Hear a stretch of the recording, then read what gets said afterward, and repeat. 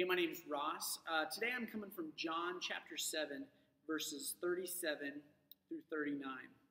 It says, "On the last and greatest day of the festival, Jesus stood and said in a loud voice, 'Let anyone who is thirsty come to me and drink. Whoever believes in me, as Scripture has said, rivers of living water will flow from within them.' By this he meant the Spirit, whom those who believed in him were later to receive.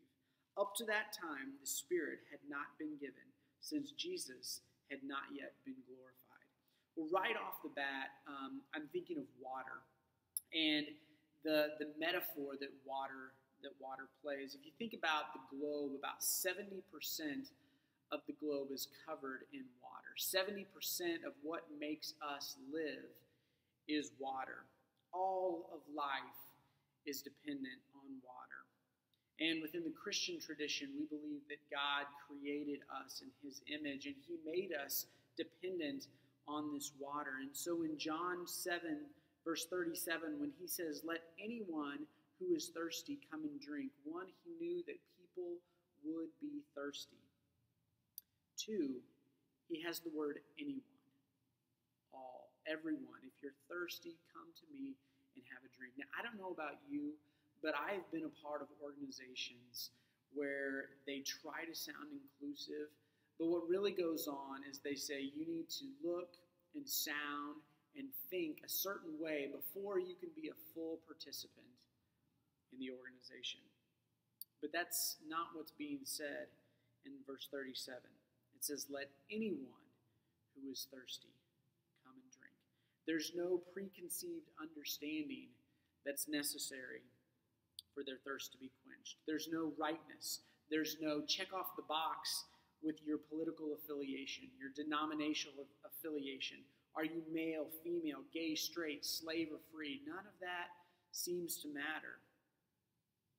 So in your friendships, in your relationships and organizations, are you for everyone? Or do you require certain things to be in line and to be in order before people can engage and participate and be given life?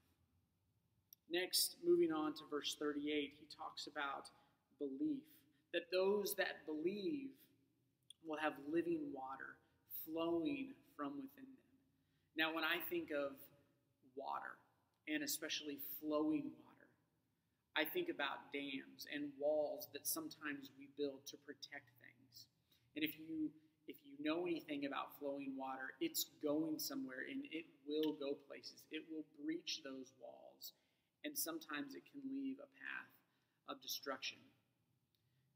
Specific to this text, if living water is flowing within us, do we hoard that life? Do we try to bottle it up and store it for ourselves?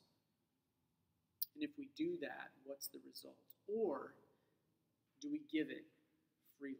Do we reflect that which Jesus says that anyone who is thirsty can come and drink? Do we do that? Or do we store it and build walls and dams within us and try to keep the living water for ourselves? Are we an outpouring of life, of what sustains life, of what's necessary?